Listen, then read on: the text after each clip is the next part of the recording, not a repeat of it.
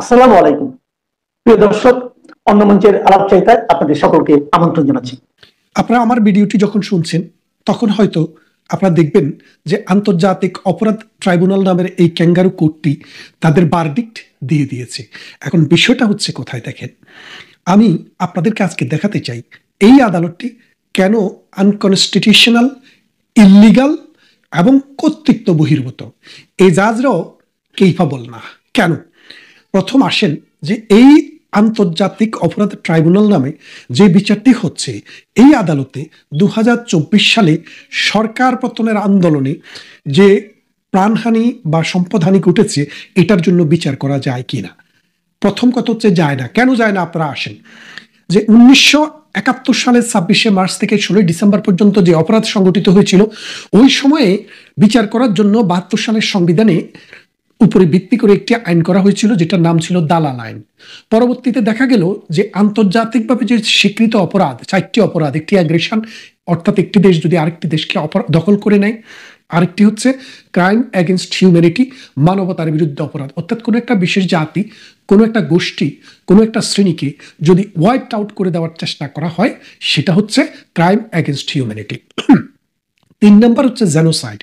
Genocide মানে হচ্ছে যদি নির্বিচারে ধনী গরিব, ধর্ম বর্ণ নির্বিশেষে যখন কোনো বিশেষ এলাকায় মানুষকে গণহারে হত্যা করা হয়, সরি, সেটা হিন্দু বৌদ্ধ খ্রিস্টান বলে কথা নয়, সেটা শিশু বৃদ্ধ আবাল বনিতা বলে কথা নয়, সবাইকে, এটাকে বলে জেনোসাইড।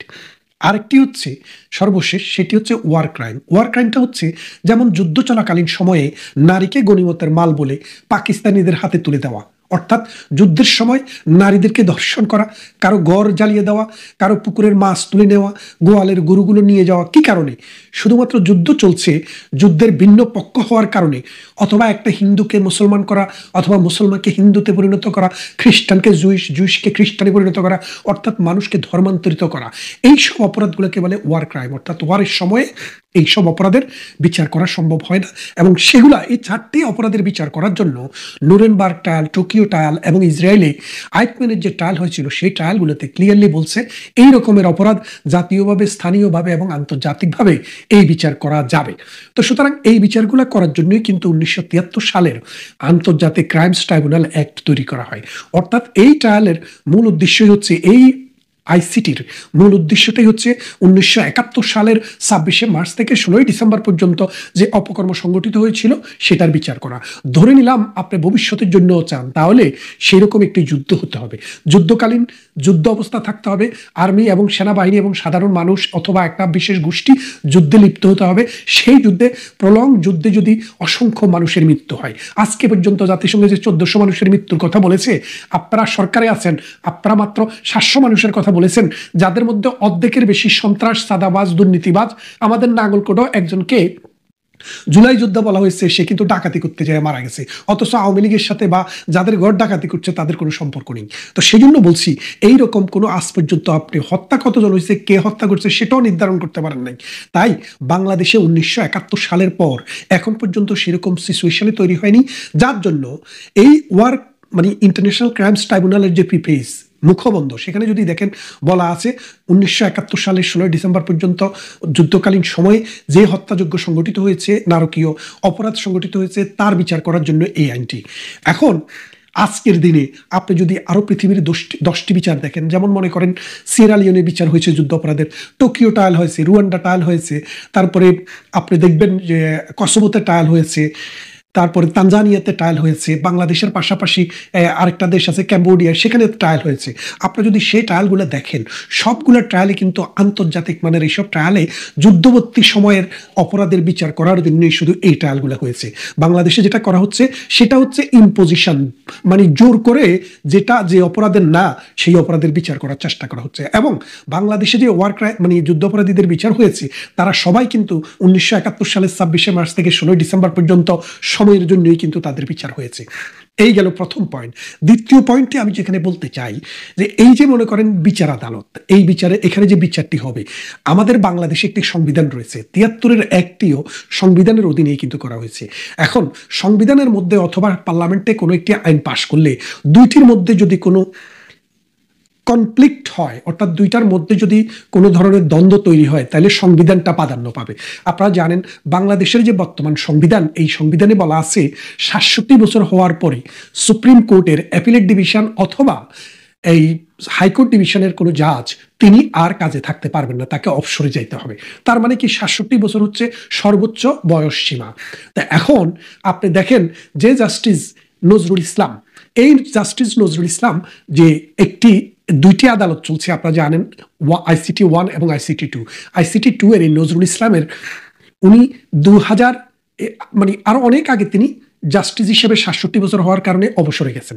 অবসরে যাওয়ার পর আজকে তার বয়স ৭৩ বছর। ৭৩ বছরের একজন মানুষ, যেখানে সংবিধানে ক্লিয়ারলি বলা আছে ৬৭ বছর হওয়ার পরে আপনি আর বিচার হওয়ার যোগ্য না, তাহলে তিনি কিভাবে বিচার হলেন? নাল অ্যান্ড ভয়েড, অবৈধ। আপনি কোনো বিধি দিয়ে, কোনো আইন দিয়ে, কোনো ঘোষণা দিয়ে, প্রেসিডেন্টের অর্ডিন্যান্স দিয়ে supreme law of the land যেটাকে বলে আমাদের কনস্টিটিউশন, সেটাকে বাদ করতে পারবেন না। 96 অর্থাৎ আমাদের সংবিধানের ৯৬ এর ১ আর্টিকেল ৯৬ প্যারাগ্রাফ 1-এ ক্লিয়ারলি বলা আছে যে আপনি ৬৭ বছরের উপরে থাকতে পারবেন না। সুতরাং এই জাজের নিয়োগ অবৈধ। দ্বিতীয়তে আসেন গোলাম মর্তুজা, যিনি ১ নম্বর এই ICT 1-এর চেয়ারম্যান। তিনি ২০১৮ সালে তিনি এই ডিস্ট্রিক্ট জাজ, এডিশনাল ডিস্ট্রিক্ট জাজ অথবা ডিস্ট্রিক্ট জাজ থেকে তিনি অবসরে গিয়েছেন ৫৭ বছর বয়সে। ৬ বছর চাকরি করেছেন সিলেট ইন্টারন্যাশনাল ইউনিভার্সিটিতে ডিন হিসেবে, অর্থাৎ তিনি কিন্তু আর বিচার করাতেও নেই আর আইন প্রফেশনেও নেই, তাহলে তিনি কিন্তু আউট অফ দ্য স্কোপ, তার কোনো আর এখানে আসার সুযোগ নেই। আর যদি তাকে জোর করেও আনেন, সেখানে আরেকটি ক্রাইটেরিয়া আপনাকে দেখতে হবে। বাংলাদেশে ৫৪ বছরে যেই সব মানে ডিস্ট্রিক্ট জাজকে যখন আপনার হাইকোর্ট ডিভিশনে এনে যখন আপনি নিয়োগ দিবেন, তখন অ্যাডহক ভিত্তিতে নিয়োগ দেওয়া হয়, অর্থাৎ 2 বছরের জন্য। 2 বছর পরে তার কার্যক্রম কর্মক্ষমতা দেখে তাকে স্থায়ী করা হয়। তো এই 2 বছরের জন্য যখন অ্যাডহক ভিত্তিতে দিবেন, তখন রুল হচ্ছে আপনাকে মিনিমাম 9 ইয়ার্স, অর্থাৎ 2 বছর হলো আপনার qualifying period as a temporary জাজ, আর বাকি 7 বছর হচ্ছে যদি আপনি চাকরি করেন, তারপরে যাই আপনি পেনশন পাবেন হাইকোর্টের, সুপ্রিম কোর্ট থেকে, নাইলে পাবেন না। এই জন্য যখনই কোনো অ্যাডহক জাজ নিয়োগ দেওয়া হয়, দেখা হয় তার বয়স আরো 10 বছর সার্ভিস দেওয়ার মতো আছে কিনা, অর্থাৎ 57 বছরের উপরে চলে গেলে আর বাংলাদেশের হাইকোর্ট ডিভিশনের অ্যাডহক বিচারক হওয়ার জন্য তাকে কোয়ালিফাই হিসেবে ধরা হয় না। এই জাজের বয়স হচ্ছে 63 বছর। বাংলাদেশের ইতিহাসে হাইকোর্টে কোনো জাজকে 60 ইয়ার্স এইজে নিয়োগ দেওয়া হয় নাই। আমি আপনাকে বলতেছি 1971 থেকে 2024 সাল আপনি বাংলাদেশের সমস্ত জাজদের ইতিহাস ঘেঁটে দেখেন, তার মানে হচ্ছে তিনি ডিসকোয়ালিফাইড। এই দুই চেয়ারম্যানের কথা বললাম। এবারে আসেন এদের সাথে যে দুজন করে জাজ দেওয়া হয়েছে। প্রথম ট্রাইব্যুনালে যে 2জন জাজ আছেন, এই 2জন জাজ নিয়োগ পেয়েছেন 2024 সালের অক্টোবর মাসে। নিয়োগ পেয়েছেন কিভাবে? অ্যাডহক জাজ হিসেবে। তারা লয়ার থেকে 10 বছর প্র্যাকটিস করলে হাইকোর্টে আপনি কিন্তু জাজ হতে পারবেন, এটাতে কোনো অসুবিধা নেই। কিন্তু এই যে আপনি জাজ হলেন, এটা হচ্ছে আপনার প্রথম বিচার, অর্থাৎ ওই 2জন জাজ জীবনে কোনোদিন একটি মামলায়ও জাজ হিসেবে বিচার করেননি অথবা ডিসিশন দেননি। তারা জীবনে এটাই তার প্রথম বিচার। তাহলে আপনি খেয়াল করেন, আপনি একটা দেশের প্রধানমন্ত্রীকে বিচার করছেন, একটা দেশের স্বরাষ্ট্রমন্ত্রীকে বিচার করছেন এবং আন্তর্জাতিক অপরাধ বিচার করছেন। সেই ক্ষেত্রে আপনার জ্ঞান, গরিমা, দক্ষতা, নলেজ এবং অভিজ্ঞতা, সবচেয়ে বড় হলো অভিজ্ঞতা। তার মানে এই 2জন জাজের, একজন জাজেরও এবং চেয়ারম্যান যিনি, তিনিও 2024 সালের অক্টোবরে নিয়োগ পেয়েছেন। এই 3 জনের একজনও একটি বিচার করারও তাদের কোনো অভিজ্ঞতা নেই। এই অভিজ্ঞতা হিসেবে তারা ট্রায়াল দিচ্ছেন ভবিষ্যতে মানুষের আরো গলা কাটার জন্য এই শেখ হাসিনার বিচার করে। তার মানে তো বুঝতে পারছেন যে এই বিচারটি ছেলের হাতের মোড়া করে ফেলছে। 3 নম্বরে আপনি আসেন যে জাস্টিসদের যে নিয়োগ দেওয়া, জাস্টিসের নিয়োগের পরে সেখানে যারা বিচার করেন, এই বিচার পরিচালনা যারা করেন, সরকার পক্ষে থাকে হলো প্রসিকিউশন টিম, আর আসামি পক্ষে থাকে ডিফেন্স। এবং ডিফেন্সের এবং প্রসিকিউশনের যে লয়ার, আপনি দেখেন এই ডিফেন্সের লয়ার যিনি সরকার দিয়েছে, তিনি কিন্তু কোর্টে জাজের সাথে আলাপ করছে, স্যার আমি তো আমার আসামির খালাস পাবে বলে পত্রিকাকে বলেছি, আমি যদি বলি যে খালাস পাবে না, তাহলে তো আপনারও সমস্যা আমারও সমস্যা। অর্থাৎ তারা ম্যানিপুলেট করার যে সিস্টেমটা, সেটা প্রকাশিত হয়ে গেছে। দ্বিতীয় আরেকটা জিনিস দেখেন, এই তাইজুল যুদ্ধ অপরাধীদের বিচার যখন, সত্যিকারের যুদ্ধ অপরাধীদের বিচার, 71-এর বিচার যখন চলছিল, তখন তিনি এই রাজাকারদের পক্ষে দিনের পর দিন কিন্তু মামলায় লড়েছেন। এখন তিনি সাইড চেঞ্জ করে এখন তিনি প্রসিকিউশন হয়ে গেছেন। তাহলে দেখেন, যেই মানুষটা 2 দিন আগেও আপনি অপরাধীদের ওয়ার ক্রিমিনালদের পক্ষের লয়ার ছিলেন, আজকে আপনি সরকারের পক্ষের লয়ার হয়ে গেছেন। জাজ, লয়ার, প্রসিকিউশন এবং ডিফেন্স সবাই জামাত এবং বিএনপির প্রোডাকশন। এখন এই যে আপনি জামাত বিএনপি প্রোডাকশন দিয়ে একটি নতুন নাটক করলেন, এই নাটকটি দেখতে হয়তো মনোজ্ঞ হবে, শুনতে হয়তো কান জ্বালাপালা করবে, কিন্তু ইতিহাস কিন্তু আপনাকে কখনো এটার জন্য ক্ষমা করবে না। তার মানেটা হচ্ছে আজকের যে বিচারটি হলো, এই বিচার এই আইনে চলে না, কারণ এই আইনটি এই অপরাধের বিচার করার জন্য হয়নি। এক, দ্বিতীয় যে জিনিসটি বললাম, জাজদের যে নিয়োগ অবৈধ, বাংলাদেশের কনস্টিটিউশন, বাংলাদেশের যে বিধি, সুপ্রিম কোর্টের বিধি মোতাবেক হয়নি।